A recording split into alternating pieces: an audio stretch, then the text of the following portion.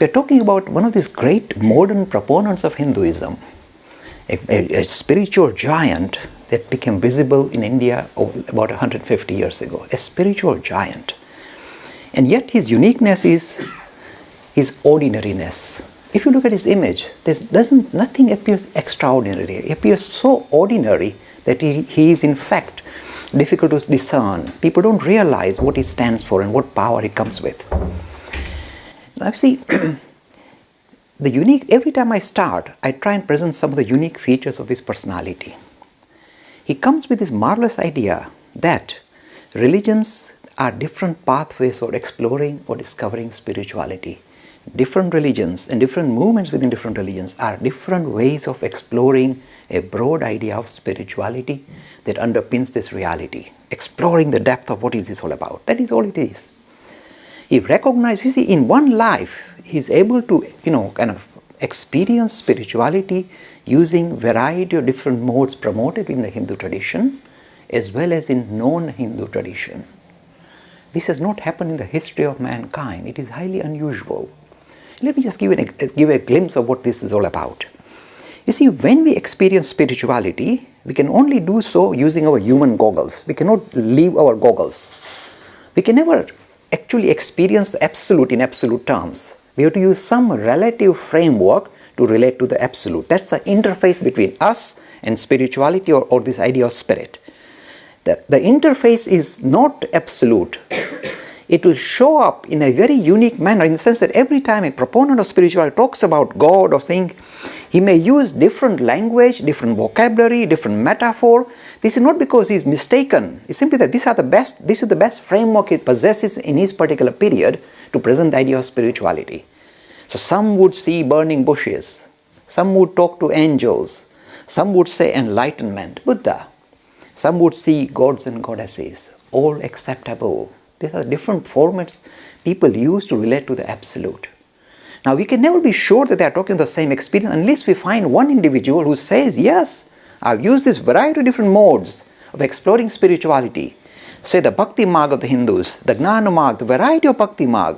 We have used that, we used the idea of Raj Yoga, we used the idea of Tantra, we used the idea of Islam, we used the idea of Christianity, and we discover the same, we hit the same destination. The same experience is visible at the conclusion of his journey. Very unique phenomena. And this is becoming visible, and its relevance is becoming visible in the modern time, because we face a world where there is tremendous struggle and strife in the name of religion. And even within the same religion, there's a lot of friction within the same religion. If you are in Islam, there's Sunnis and Shias and Sufis, and there is a lot of pressure. Same in the Christian tradition, same in the Hindu tradition. There's a variety of different approaches. They don't sit well together. And the resolution of all these issues lies with this gentleman who talks of pluralism. Pluralism. This is a nectar-like word. Now you see, we have been promoting it as Vivekananda Center, as Hindu Academy, and it is really entering the system in no uncertain manner. The word is becoming pluralism. The word is becoming very visible. The World Congress of Faith this year set up the start of saying affirming religious pluralism is the title of this year's activities. Affirming religious pluralism. This language is used in the academic circles now. It is widely available. And without the word pluralism, you can no longer talk of religion. You need to have that as well. Now what does pluralism mean? We may think, does it mean that all religions are same? That will be a very foolish conclusion. It never said anything of the sort. It never said all religions are same. It simply said there are different pathways for exploring spirituality, and the pathways are different. They are not the same. This is such a silly idea, such a superficial idea to call all religions same. They are not same. The only thing we are saying, the destination is same, but the pathways are unique and different. And again, it never said that one pathway is better than the other. This is the maturity of pluralism.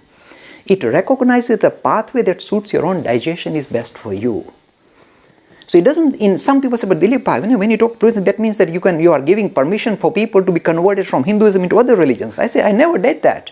We never do that. To the contrary, we say it is, you see the language of Swami Vivekananda says, conversion is a perversion. If a person is born and brought up in a particular tradition, in the Hindu faith or in any other faith, or a particular, if you like, sectarian movement in the faith, let it be. That is the path that will suit the requirement of that individual. Let him progress in that particular path and reach his destination. It allows for it. It never makes a comment that one is better than the other, but a very foolish conclusion. It also doesn't say that you mix and match all religions. Again, that is a very foolish idea. You don't do that. You destroy the integrity of all the world religions. You are not supposed to do that. This is what comes out of this Grand Master. And as I said, in this century, this teaching is going to become central, key teaching in the way you teach any religion. Forget about what religion. Any religion cannot be taught without looking at the framework of pluralism. This is going to be very visible. There's a separate aspect to it.